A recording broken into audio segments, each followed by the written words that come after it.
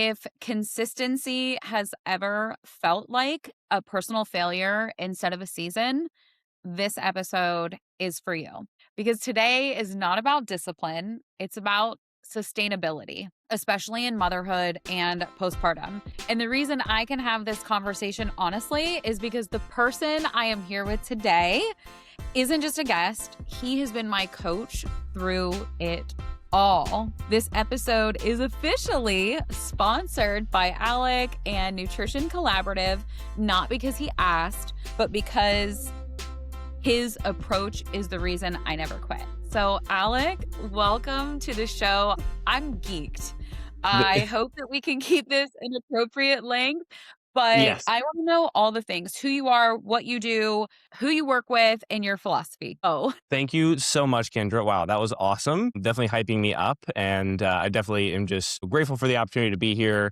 We definitely go way back. I mean, I don't even know how many years at this point. Over 5, maybe even 6 or 7 years I've known you at this point, I think. Maybe 6. But either way, it's been a long time. It's been a ride. It's been a great journey. And yes, obviously, my name Alec Moore. I am a registered dietitian, health and fitness coach, and I love what you just said about my approach being the reason you haven't quit. That's incredible because it's not about a 12-week shred. It's not that's not what health is all about. It's not just jumping off of a cliff and then what comes after that, right? It is a longevity, or should be a longevity based journey for health and wellness. And so my philosophy is to cut through all the noise and the BS of what is all over the internet on social media these days, what a lot of self-proclaimed experts are saying and throwing out in the world, so much. misinformation, you name it, and their spin on it. It's very watered down. It is very generalized, and it's just not taking into account every individual. And that's what we do at NC, is take into account every individual where they are at. And so my philosophy is to have proper support on a journey like that. It must be molded to that individual, not the other way around where the patient or the client is molded to a program. It's just not going to work that way. Because again, it is not just a 12-week shred or a cut or whatever. And so we meet you wherever you're at on your journey throughout the lifespan. And we've seen you, I mean, multiple babies, multiple breastfeeding journeys, several body composition changes, and obviously there's a lot of hormonal fluctuations that come from all of that. We've been through it all. I'm excited definitely to dive in. So I'll let you take it from there, but thank you for the warm welcome and introduction. I am definitely very grateful to be here and excited. I was thinking about this morning, and with the exception of my mother and my husband, you might know more about, probably too much about my life. But I mean, we go way back. I mean, 6, 7 years is right, but it's not just 6, 7 years. It's 6, 7 years of my feminine hormones interrupting your workflow and being a part of your workflow. I mean, I am grateful that you haven't fired me because I am a difficult client, which is funny because I've from the fitness world, personal training, and I'm just grateful for your coachmanship, for you being my coach. Yeah, absolutely. So I want to get into like where we began. So obviously these next few episodes that I have coming out are kind of rehashing my competition days. I worked with your company back in, I mean, it was 2014, the last show that I did, the Arnold fitness competition. And I don't have to spend a lot of time rehashing the identity crisis I went through there because I do, that is going to be in a future episode. But when it came down to my getting after my first baby, getting the second baby, breastfeeding and everything, that's when I was like, holy crap. I was in panic phase. Breastfeeding, I didn't want to coach myself because I come from nutrition world. I worked for a dietitian, and none of the vernacular where I was working, it wasn't working for me. It wasn't corresponding to the way I needed to be coached. And I remember I had my first call with you. I mean, we're going way back. I don't even know if you remember this, but I just remember being like, and I interviewed 2 other female coaches. And for some reason, I was like, no, this guy can handle my crazy. like like You knew right away? he can handle it. But we started, and again, I don't know if you remember this, but when I first came to you, I was wanting to potentially prep for a competition. Mhm.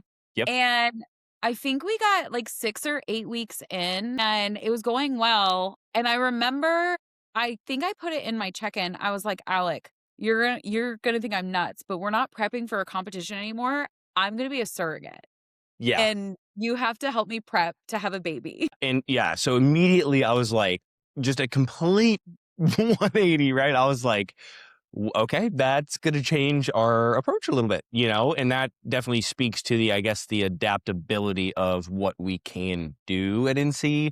Um, is, and we didn't just say, oh, I have to fire you. I have to find you a specific coach for that. We're educated in the competition world, but it's going to shift a lot. Like, I mean, that's a completely different goal, so many different implications. So we have to get specific for that. So that was a very crazy phone call. I remember that very, very closely because I was like, okay, you're doing this. Let's go. So amazing. Okay. So, it was shortly thereafter, and I it's kind of blurry here because I don't know if you were like, because I had a very specific medical regimen.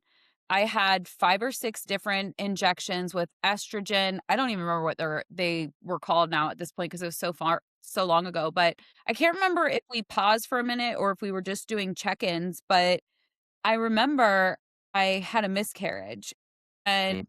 it was so hard because I didn't have the miscarriage. I was told I was miscarrying, and the mental and emotional anguish that was, and it was so bizarre because I was a surrogate. So it wasn't my baby, but it was my body. Yep. And my hormones were absolutely maddening. And I just remember being like, Alec, what am I going to do? And somehow you and I still pulled out of that to get my body back healthy. My cycle was so irregular for 6 or 7 months. And again, I can't remember what kind of a phase we were doing through that Yeah. point, but I was able to get healthy again to do a second surrogate journey.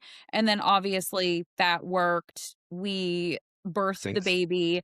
And I remember coming back to you, and I think I was breastfeeding for 2 weeks, maybe? Not breastfeeding, but pumping for my little surrogate dude.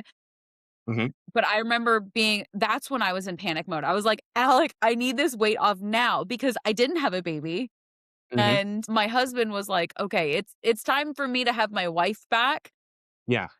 And I just remember being like, "Alec, it's go time." Like, how did you handle that because I didn't have a baby, I was breastfeeding, and I put all the pressure on you to create a plan for me, and that Hmm. this was maybe the unhealthy bounce back brain, like, I wanted it immediately. 100%. Very, very common. Yeah, so talk to me about how the heck you even wanted to work with me again.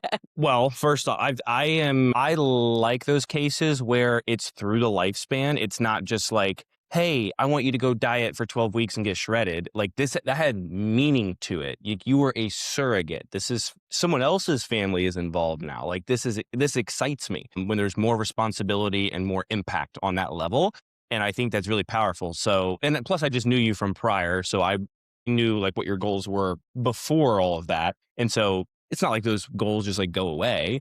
But I also knew that there was you could call it maybe a storm of hormones, right?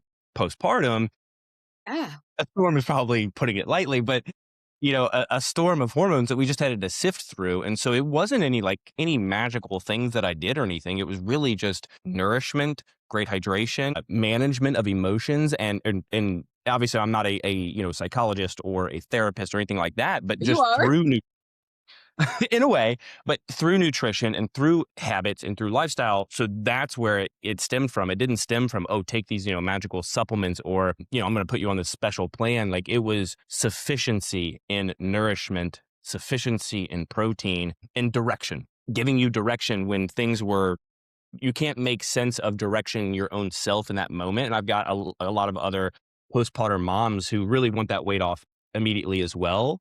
But it's really important to remember to prioritize sufficiency with nutrition during the postpartum phase when you do want to restrict, you do want to cut, you do want to get the weight off rapidly. But what's going to preserve that and give you longevity in that successful long term weight loss postpartum is sufficiency with nourishment. Because you did mention a little bit of breastfeeding. We had to take you through that for a little bit of time. So we can't just like deplete when you're also trying to feed another human, right? So there has to be sufficiency to also balance out the hormones again, too. So I would say structure, consistency, sufficiency and nourishment, and direction, a sense of direction, because in that moment, you're all over. And that's nothing against you. It's just a hormonal, I mean, it just happens hormonally. Feel like, just talking to you right now, I feel for the male dietitians out there that work with females in childbearing, perimenopause, menopause years, because man, Which is very rare. you guys might have it worse than our spouses. There is a lot So, to sift through. yeah, I think one of my biggest things here, Alec, and this comes back to how long and why I've worked with you.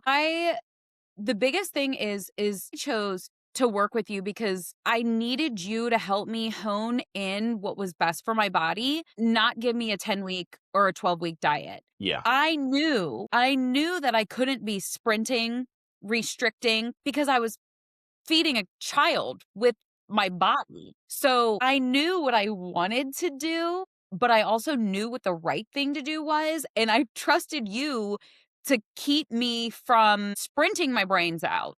And Yes. I am always a huge component of, I'm actually probably too relaxed postpartum because I'm hypersensitive to screwing up my hormones and I don't want to do that. Hmm.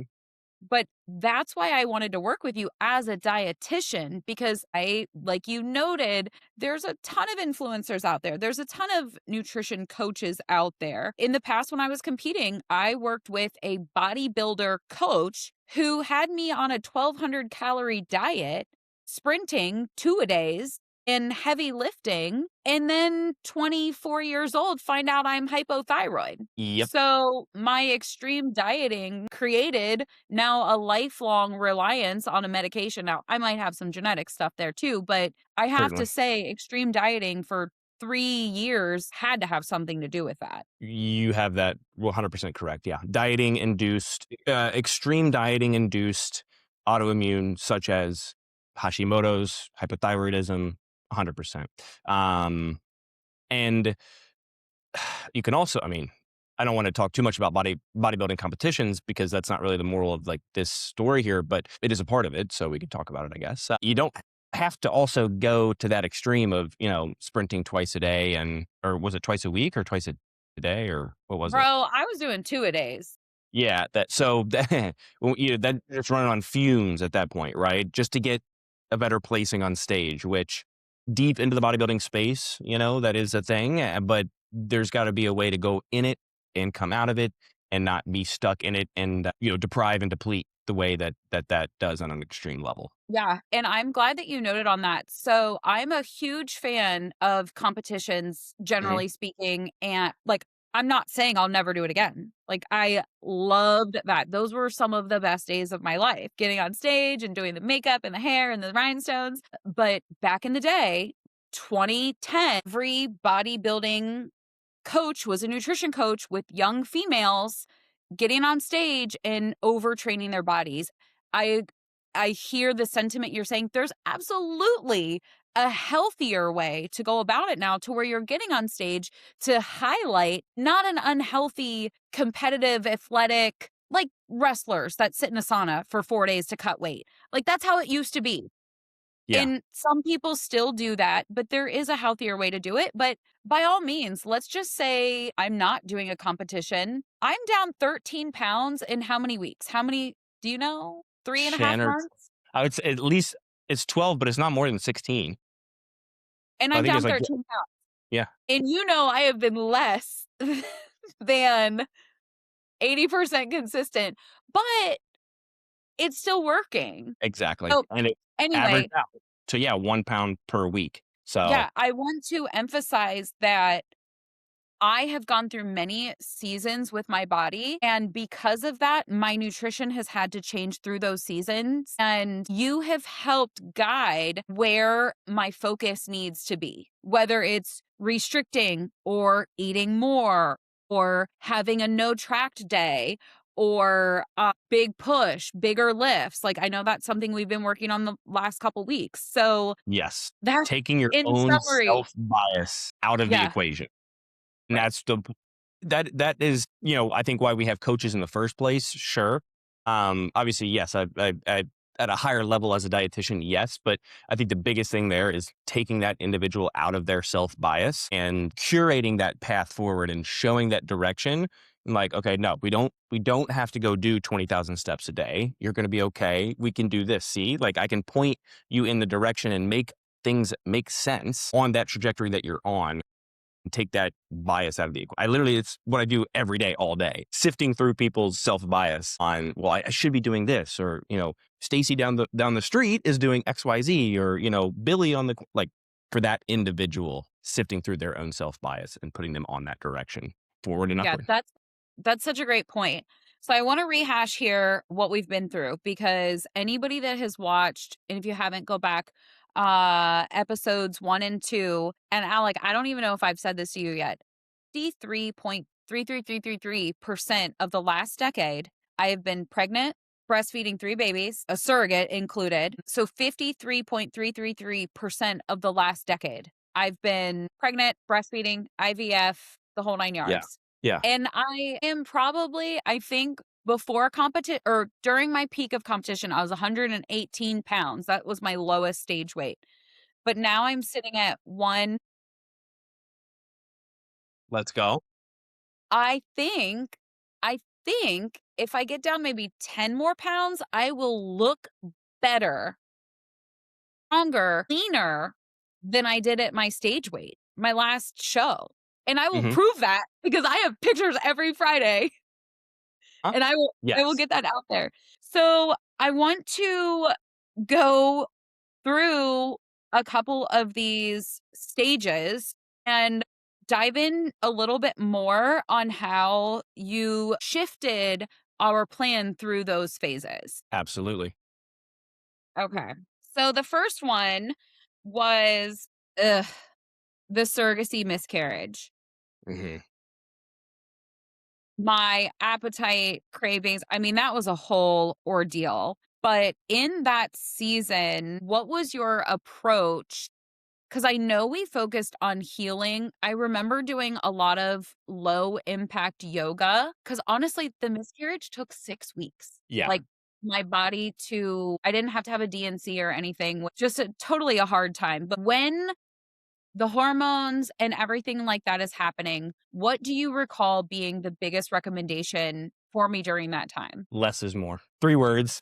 Less is more. Less strength training, less intense, calm the body, get into the nervous system, calm it. So I'd rather see during that time breath work than a hard leg day. That internal deep work of let's calm the nervous system during this time. So like you said, yoga. I do like Pilates. I mean, I love Pilates, but if I can recall, I don't think we put you into any Pilates. I think it was more self-awareness, nourishment, habits, daily life, and just getting through that on a daily basis because you were also still working during that time, right? You didn't take much time off, right? Or my I mistake? remember this is awful. I actually haven't put this out there. I remember I was actually in my 300-hour yoga teacher training and my miscarriage started when I was in a yin class at the gym, and I just remember we were, like, in down dog, and I remember I was so cold. I was like, "What is going on?" And I think in my head, I kind of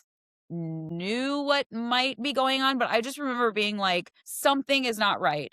And then we were in tabletop. It was actually this blanket. I, like, had it over my back, and I just remember that a couple of days after that, I was like, "I am an idiot. I am an actual idiot. Like, why did I not leave?" And then, of course, it took a couple days. I had to go to the hospital or the doctor to make sure things were doing what they were supposed to be doing. But I am so grateful for you as a soundboard and a coach during that time, because I could have gone certifiably crazy. With the surrogacy, I think you might have even I left my husband out of the emotional part of that because he was so supportive of me wanting to do it. I call me naive. I didn't realize a miscarriage could happen in a surrogacy. We got pregnant.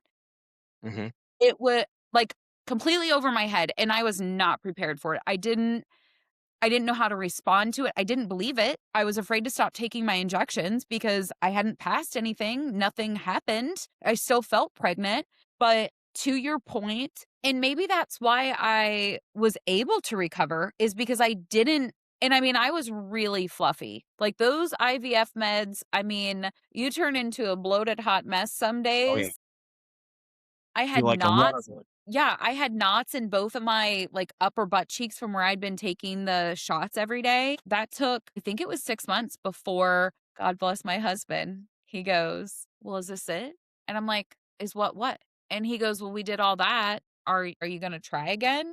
And I was like, "Tell me more." I was like, what do you mean?" He's like, "Well, are you gonna be a surrogate again?" And I was like and I I think the ability to try again was because I let myself heal. I mean, I think it was almost 6 months before I reached out to the second family that I ended up working with. And I one of the big things when we were going through the interview process with the second family, they were like, "What do you eat?" And I'm like, "I got it. Like, I got it. I have a dietitian. I even remember going into my first appointment and the nurse was like, "How's your nutrition?" And I'm like, "This is it. This is my guide." And I Yeah. actually printed off something from you because I needed the reassurance to them that I was nourishing this baby and I was gonna provide breast milk. But yeah, just so crazy. So then I'm pregnant again. And I'm still working, and obviously real estate was crazy, but after Yep. the successful pregnancy, remember my hips? That my SI joint was so bad. I don't think it was the last pregnancy. I think it was the one before that where my SI joint was so bad it actually hurt to walk on the treadmill. Moving through the pregnancy, knowing that this was a surrogacy, how did you change my plan to make sure I could carry this baby? Through honestly the same as I would for a pregnancy.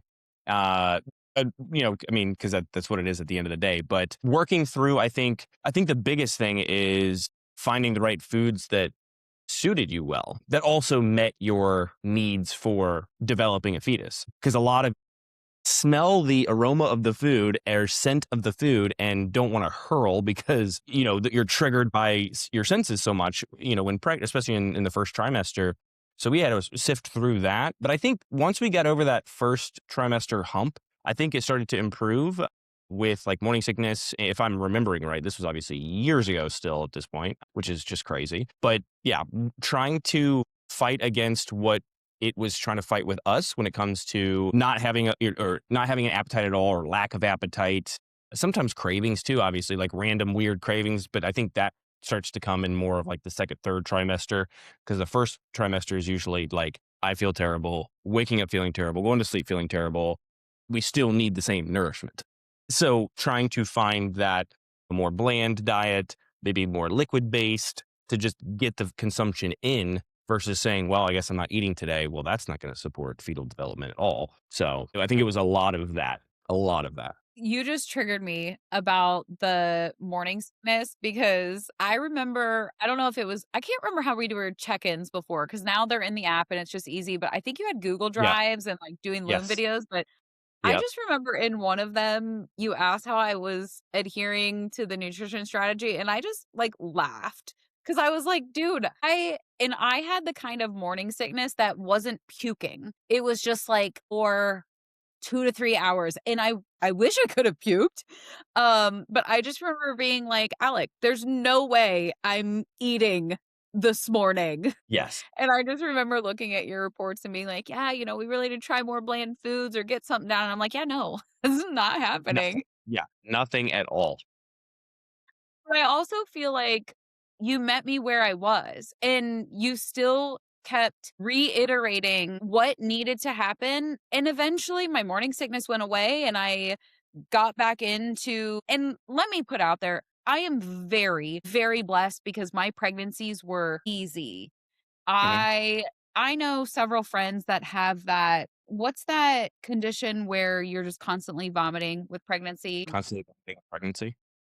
Yeah, like constantly, and you have to have IV fluids and stuff. I can't remember what it's called, but I'm very blessed that I don't have any of those issues with my pregnancy, so I don't have a ton of complaints there. So that was kind of easier for us. I just had like the mild inconveniences, but they were still a big deal to me because they were different than my day to day. I think the other thing during that time that really helped me was there's been seasons where you and I have had 5 workouts in my app, like 5 days of workouts in my app, and I hit them. But I remember I was Mhm. like, "Alec, I can't even get in 3." And Mhm. you made them short enough Yep. and approachable enough that I could at least get in something, and that was a Mhm. whole reframe because I Yeah. was used to doing an hour workout and 5-minute warm up, 5 minutes after, or taking pre-workout and, like, crushing it, and now pregnant, postpartum, breastfeeding, you can't take pre-workout, you're not supposed to be drinking caffeine, You which was can't go kinda balls maybe to the wall for an hour and a half. right. I'm lucky if I have a half hour. So the reframe, Kendra, 20 minutes is good enough, Yes. was instrumental in getting through that and not sabotaging my habits. Yes, because productive during pregnancy looks different than productive when not pregnant. When, in a different phase or during a competition prep or productive looks different. So adapting to that scenario or that phase of life or season of life is absolutely key. So you just said adapt. And Yep. in the second podcast, Mallory, my guest, said that was her like word. And I feel that because leading into our next section, which we didn't even plan this, we have completely adapted to my new stage of life, which Mhm. knock on wood, my husband has a vasectomy. And it Mhm. was a stupid decision. It was my fault. I made him get it. I booked the appointment. Pretty sure in like the second week, Bradley was born. And now I'm so furious because my baby fever is violent. I want an I want another baby so bad, but I can't. And everyone's like, well, he can get a reversal. No, he can't. That is just so selfish at this point. It's $5,000 or more. So putting out in the universe, maybe adoption, I don't know. I don't think he's on board with that, but can't do any more surrogacies because the last one almost got stuck. Little surrogate bud didn't want to come out without wreaking havoc on me. So anyway, I have come to terms with potentially my childbirth season is over. Mhm. I don't even like saying that. I don't like saying that. But the good thing is you and I have cycled back to like I don't want to say we're beast mode. We're not beast mode because I'm still like tiptoeing in the lifts. We've got room to grow with my Yeah. lifts, but we're There is in a momentum. whole what? There is momentum. Yeah, there's Like you said, momentum. hurricane I mean, comes down. yeah, we've Oh, gotten a whole let's say this, we've gotten my baby layer off. We've yeah. gotten my baby layer. So, Yeah. how have you changed everything for me? First, my caloric intake back in the day, we were like up to 1900 calories when I Mhm. was sustaining and breastfeeding and pumping for surrogate babe. I don't know if you know, I know you have a ton of clients right now, but I am around 1460 calories right now. Talk to me about how you've got me where I am. So we're 3 months in now and what you're forecasting, like, my trajectory right now and maybe when I'm gonna have to reverse. Yeah. So Well, 1 tell me pound per how week. this recomposition phase has Yeah. changed my work ethic. 100%. And I think now we're readapting to the now, to your ability to actually be able to go push and get into a push phase versus before saying less is more. Now more is more. Like now we can push, right? So now I'm less hesitant or less afraid to say, let's kick it in gear. But I think that having that direction, you're like, oh, okay, he's right. Like, okay, there's no more. We did the less is more then. I'm in a phase now where I've got, Bradley's getting older. I don't want to say it like that, but I don't want to make you sad. But things are in order. Now we can make this push phase. So, and it was at the tail end of the year too, which I think is impressive to be losing that weight, 1 pound per week on average through a holiday season, by the way. That is very impressive. And now we have this trajectory, we have this momentum going into a fresh, clean slate new year. And that's why I wanted to stay so focused during the holiday season, not restrictive, but focused during the holiday season, because I wouldn't want to, I didn't want you to start January 1 feeling behind the curve. So we got ahead of the curve. And now I think we can keep rocking with probably 1 pound per week into spring. So 10 more weeks of that. And you just said, 10 more pounds to go. Would you be looking crazy? I agree. So I think we're on that trajectory. And adherence only gets better when you are having that success too, because you see and feel yourself responding. Like you see and feel the changes in the mirror, in clothing, in your confidence, even in skin health. I mean, you name it. It's easier to adhere to a plan when it's working. Yeah. And so I think we're just in that now of riding the wave of the momentum you've created through the holiday season. Okay, so some comedy. Um, Postpartum, surrogate baby. I'm gonna blame this on my brother-in-law.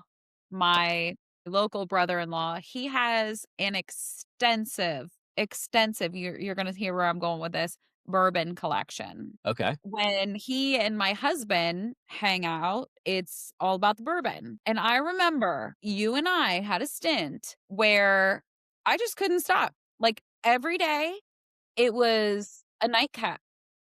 Hmm. And I think you can say a lot here about why even one glass of bourbon on a daily basis can derail a program. And I want to emphasize what you've coached me, because when I had a glass of wine or something, it was a couple weeks ago and I had a glass of wine and you were like, "Girl, it's fine. Like you're Hmm. fine." But what I can tell you is when you and I, gosh, I don't know how many weeks we were working together, but it was like 8 weeks, and I was like, "Alec, I need a break. I'm not compliant, and Hmm. I'm not in a mental state where I can make a change." And I had to put myself in timeout because I had to fix my mental block, and maybe, honest to God, maybe it was postpartum because Hmm. it was so I stopped breastfeeding. We did a stint while I was in Grand Cayman Islands and I lost some great weight and I've got great pictures from that. But it was like right after that for maybe 6 months before we kicked it up again this last fall. So, what do you say to those clients who have self-sabotaging habits? And in my case, it was bourbon. And even Hmm. though it was moderate, it was consistent. Yes. So, how did you coach me out of that BS phase? And what did you do to continue to reiterate, Kendra, you're not going to see your results, but also turn it around so that I can fix my madness and come back to you? Yeah. And well, I think the first thing is not calling you out in like a super negative way or whatever, because that just makes you feel like crap about things. So just recognizing it, being aware of it. And then I do think it's, because you did say it was I forget what term you used, but a something habit. You said something habit, but Self it sabotaging. absolutely, yes, self-sabotaging habit. And I think when you start getting into a habit like that, it's really easy to stay in a habit like that. So just as easy as or just as simply put as is the other way around. Like if you're out of the habit, it's easy to stay out of the habit because you're in that zone. Oh, I'm not partaking. Like it's just what I'm doing. It's what my normal routine is. But when it becomes a normal routine, it's so much easier to find comfort in that normal routine and not break yourself out of it, especially when it comes to something as alcohol. Like it's a turd. I was going to say a different word, but it's a literal turd that comes back with a vengeance sometimes. So for some people, everybody has their thing. Some people, it's chocolate. They just can't get rid of chocolate, but it's because they're consuming it frequently. So when you start consuming it on that, even if it's moderate, it's like this little tease, I'm getting a little bit of it consistently, it's easy to stay locked into that same habit of, well, I did it yesterday and everything's fine today. I'll just do it again and whatever. So if we can just break you free from that and get you fixated on a more positive habit or a more upward directional habit, it's a game changer. So I think it was really just, and that's why I think you took a few weeks or months or whatever to like gather yourself and get yourself pulled out of that to then move forward again. But I think the recognition of it and the conversation, because some people hide it, some people don't want to talk about it at all. And I think opening up about it, recognizing it, and then ripping yourself out of it and or working yourself into more positive habits will then lead you on the trajectory to get out of it. It's not like it's just a snap of a finger for a lot of people either. It does take some work. But does that answer? Does that Yeah, absolutely. I also think my question was, so I put myself in timeout because I knew that I had to do some healing. Have you had to dismiss a client because they were self-sabotaging and say, "Hey, I my best recommendation for you is to take some time and find yourself. I'm here for you, but you are not going to get your results with your mindset, and I need you to work on that." Like, what is your approach there? 100%? And I mean, it really depends on the individual. So some people I would say, because it depends on if it's alcohol, if it's something else, if it's just their lack of communication. So it depends on where that's coming from or stemming from, to then say, okay, do I just need to have a hard conversation with this person and they need to like wake up a little bit? Or do they truly need to go like do some deep internal work and figure it out, come back? So it really just depends on that. I've done both. I've definitely done both and a lot. And a lot more recently too, just because I am very busy. So I don't want my time wasted, but at the same time, I don't want people's money and energy and sense of like purpose and direction to be wasted either. So if it's not, if it's like opposing magnets like trying to just hit each other and they never will, then that's when I'm like, okay, go take a breather. That way they get out of like tracking food, they get out of like checking in with people and being and having to do that every week, and that can actually be a little bit freeing sometimes, and then they come back and we smash it. But again, it just really just depends on the individual on that type of scenario. But I love that because you have the ability and the bandwidth at NC with your other dietitians that you can put them with the right person for them. Yep. Maybe Thankfully, they you've do need never to be had. connected Yeah. with, maybe a female dietitian or somebody else with a different approach. Under NC, like we all have I guess, an umbrella approach, but obviously we're all individual providers at the end of the day. So how that language might come across or how they might skin the cat, so to speak, like is going to be a little bit different. So we can match with a more maybe suitable, or maybe they've also had several babies. Like I'll just throw her name in there. Sierra. She has had one and she knows what that journey is like. I'm a male. I will never, ever, ever know precisely what that, no matter how many pregnant women I work with, I'll never know what it feels like. You know what I mean? So you're exactly right. Percent. I I love how many you have 4 dietitians? Sierra, Stephen, Grace. Grace, Katie. Yeah, four plus me, Just five. laughing because my I won't put names out there, but my husband's coaching with one of your dietitians, and, of course, I am communicating with the dietitian on his app. I would eat that dietitian alive. Like, I have to work with you, but there is a lot to be said about different personalities and who you should work with and who you can communicate with, but, like, you just give it to me raw sometimes. Like, the other day, you were like, "Kendra, what do we do about your check-in day to make it more accessible for you because I haven't checked in 2 weeks in a row on Friday by my time frame." I And I'm think like, it's our relationship. I think it's just we go so far back that I know how to communicate with you because of that long term relationship, which I think is really cool. Like we're at this point more friends than coach and client.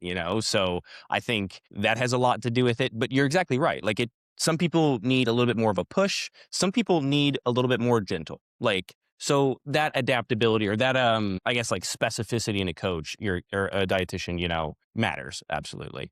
Uh, so I wanna note on the real life flexibility that I've had with you, and I'm just gonna rattle this off because 'cause we're kind of pushing it on time, and I think we both manifested, like, a couple more episodes, so it's all good, but I wanna note something that I love that I heard from you this year specifically when we've been coaching. Now, maybe you've said it in the past years we've been coaching, which 2019 might be the first year we started working together after competition. But this year, You came out with, and again, you might have said it before, but you came out with the one plate method for Oh, holidays yes. and a non-negotiable no tracking day. Yes. And the first time you told me that, maybe it was Thanksgiving, I freaking panicked. I was like, "I'm tracking my food. Like, Yeah. I'm not going raw on Thanksgiving and not putting this in my app. Like, I have to know where I stand." And you were like, "Okay, that's fine, but no one on my team is doing it, and I'm telling everyone not to do it." And I just remember feeling so unhinged because you were like, "Kendra, like, be. This is your life That's and my your goals. You're not going to derail yourself." And I think that's the biggest misconception today. And I hear it. I mean, I don't advertise.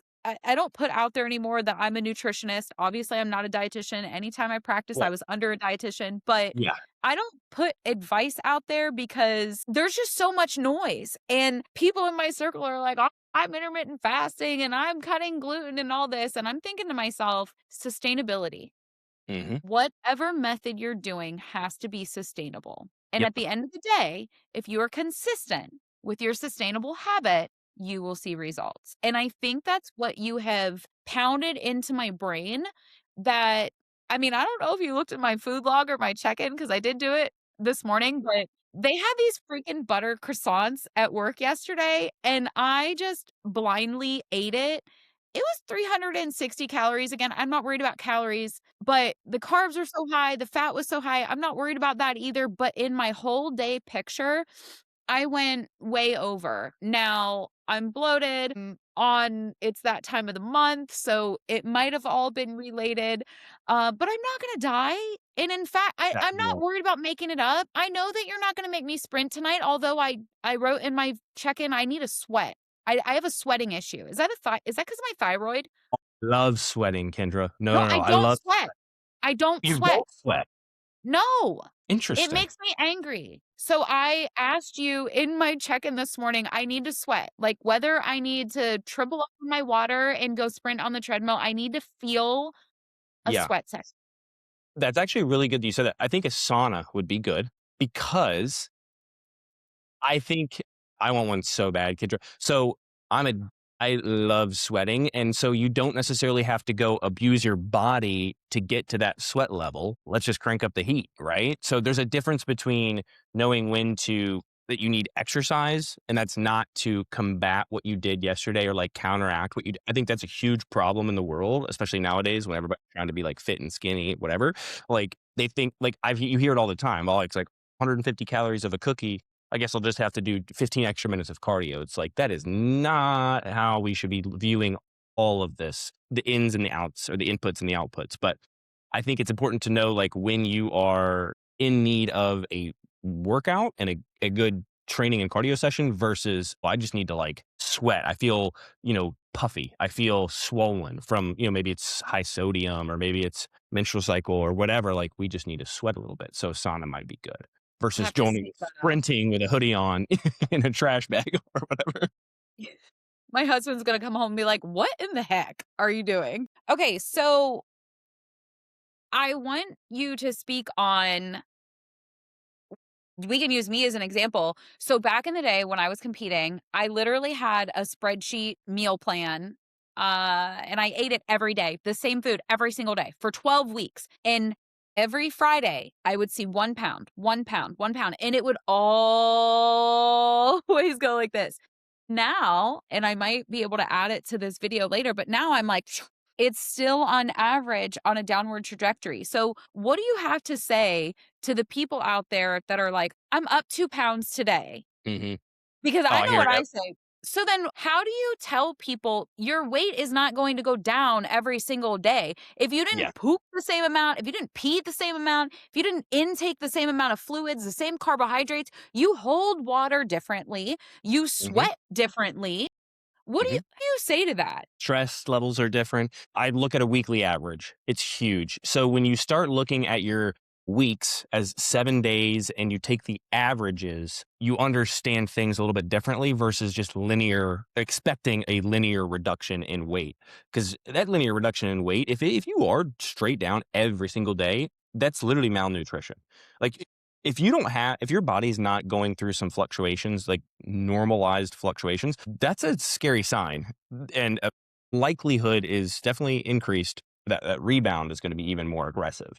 So we do want to see some fluctuations, but we're looking at the weekly averages of maybe body weight and assessing that over time. So on your weekly average, I would like to see maybe 1 pound per week, not 1 pound per week in your check-in, like yours is Fridays, I don't want to see just right then. I want to see what else is going on throughout the week when you're most stressed, whether it's on the weekdays or weekends or, when your higher sodium meals are, how your body responds to that. So really just, yeah, you said it great with how you said it, honestly. Yeah. Well, I Stress, mean, sodium, carbs. my husband, obviously, he's training with one of your dietitians now. And this morning he's like, how did I gain 2 pounds last night? And I'm like, babe, you didn't gain 2 pounds last night. You just Yes. had more carbs yesterday or yada Yep. yada. So I think the other thing that I want you to touch on is why haven't you cut carbs out of my diet, Alec? Great. You're asking fantastic questions. This is amazing. So, I mean, they're essential. And I have done the 70, 80 carbs a day for folks. It doesn't end well. They just crave the carbs, crave sugars, and balance is key. The boring stuff is key. Like you just said earlier, as long as you're consistent and you can do something sustainably, you're exactly right. But that's boring. And that doesn't sell well on social media and the internet, with these influencers. The boring doesn't sell well, unfortunately. But it's the best way to long-term results. So the same goes for nutrition. I'm not going to do something extreme. I'm going to do something boring and keep things balanced so that you can still get sufficient energy from carbohydrates for your brain, for your body. I mean, your brain needs a minimum of like 100 carbs a day to function. So if we're looking at, putting somebody on 60 to 70 carbs, or even a male came to me last week and his coach, no names, his coach put him on, it was 67 carbohydrates, a male, 1,213 calories. And I'm over here like, yeah, Was he 4'9" and 120 pounds? no, 170 pounds consuming 67 carbs. I would literally collapse at noon on one day into it. So we need carbohydrates to fuel, our job performance, to fuel cognitive functioning throughout the day. And obviously, all those training sessions I have you doing, I don't want you to feel like crap during them. I want you to feel like, oh, I actually have. Now, you're not on a super high carbohydrate diet. Don't get me wrong, but it all has to, equal out to the right calories and protein balance. But we're not doing keto. We're not doing, hey, 20 carbs today and tomorrow, and then 150, and then 20 carbs. So consistency and a balanced diet between proteins, carbs, and fats. Because if we cut all fats, sex hormones are going to plummet. If we cut all carbs, your energy is going to plummet and you're going to crash out, and irritability is going to be crazy. So it's got to be balanced between all three of those. Yeah. Great questions. Oh my gosh. I just started to laugh because you said we don't have you on a high carb plan, and Yeah. I was No, thinking we to don't. myself, but I was thinking to myself, yesterday I was because I had a croissant, 2 servings of Chick-fil-A mac and cheese, and 2 servings of Chick-fil-A fried nuggets, which was at my brokerage office. And shame on myself because that was all me. Well, I think it's Okay, hilarious because people are probably listening to that, Kendra. Sorry to cut you off, but people are probably listening to that and saying, well, how the heck is she averaging out to 1 pound per week? Because we're consistent with all the other variables. yes, It doesn't that's come what I'm down saying. to starvation. We can have things like that and still, now, every single day, no, but as long as the other 98% of your week is dialed in, then we're going to see results. So just had to throw that in there. I think my husband, so when we started dating, I remember him telling me that he said that I am the most unhealthy nutritionist, healthy person he's ever met. And I was like, no, your understanding of what healthy is the problem, because what I'm doing is moderation. Mhm. And it's not about the number, the macros, the cardio. It's the big picture. If you're not, Whole picnic. Mm, so good. and you're not beating me to death with my workouts right now. You have them mastered. Please don't change them this week. So, 3 to 4 a week, not yeah, 7. Yeah. And look, Let's go, I'm Kendra. See? I'm I'm getting back. I love that you said that. I really appreciate that because I have been obsessed with training lately, like program design. So the right volumes for the right individuals, the right exercise selection, you name it. I can get so nerdy with it. I love it. I'm so weird. That's why I work with you. So on that point, when I came back with the last baby, I had wrecked my hips and my core. And what you've built in my workouts, you have these like 5 warm-ups on my leg day, clamshells, Mhm. bridges, and I do them all on my power plate, but I swear I have changed my glute composition and my hips are still a little unbalanced, which is weird, and maybe I should show you pictures at some point. You can probably see them in my check-in photos. Yeah. I think it's just a chiropractor thing, like, I need balancing with my hips, but Yeah. yeah, just the workouts have been and they're sustainable, like, I think if I'm being obnoxious, I can bust them out in 35 minutes, but if I'm, like, really getting into it, 45, and if I add a little bit of cardio warm up and post, I'm getting them done in an hour. And that's Yeah. huge. Like, my husband Absolutely. can sustain the kids while I'm down there, and then he goes and does his workout. So, anyway, in summary there, nutrition isn't about cutting out foods, it's about having a plan that includes real life. Boom. You're I think exactly that's right. And same with the workouts. yeah. Gotta Yeah. be suitable to you, you know? So, Okay, so these are things we didn't get in today. We did not talk about dietitian versus nutritionist versus influencer. We touched on it, but we didn't go into it. yeah. We had on the list GLP, Yeah. and we also had, can I afford this? Mm. So we're going to have to cut some of the other stuff out, but I do want you to touch on, can I afford this? Because if someone is watching this and doesn't have time to wait for part 2 and they want to get started, what is the way that you sign up, register clients, patients? Tell me about that. Yeah, so we are predominantly cash pay, and we always have been, but we do have other options that can help. And I also understand that, like, we do work with a lot of families. We work with a lot of moms, and the kid comes first. The family comes first, not mom's, coaching service, right? The family comes first. So, first off, we are a little bit flexible.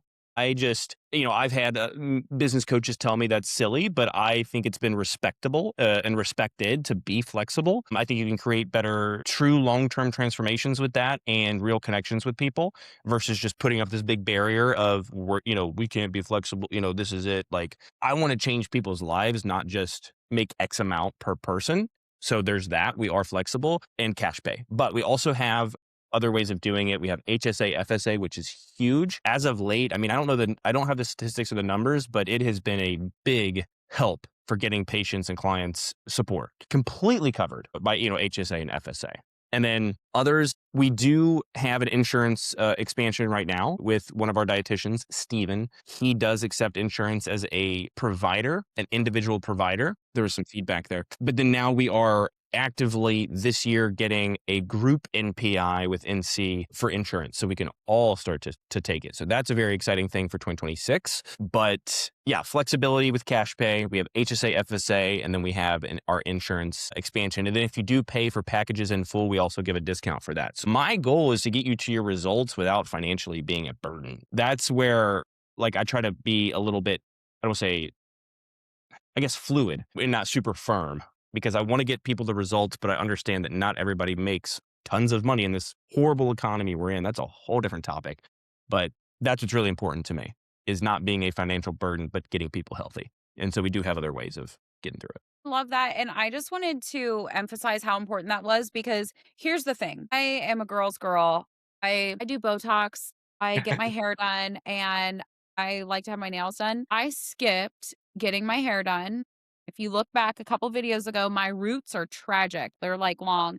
I bought these from TJ Maxx. They're going to fall off soon, but they've made me feel good. So I have shifted some of my personal priorities around so that I could make it work with you because being able to fit in my clothes was more important than my roots. And Right. now the amount of confidence I have back, the amount of hormone safety, what I mean, I don't want to say they're balanced, although you did look at my labs last week and I looked good. Yes.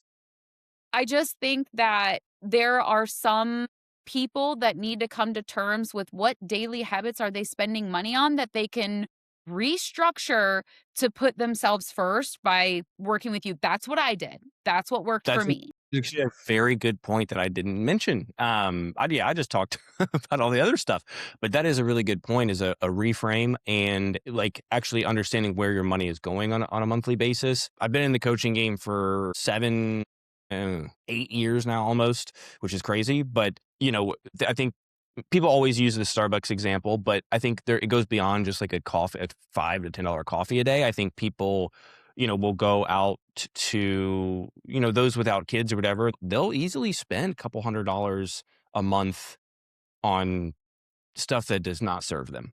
I mean, people have their habits, they have things they like to buy, So a little bit of a shift or reframe on that is and just an understanding of where money's going to. That's a whole different topic, but you bring And a it's really hard. good.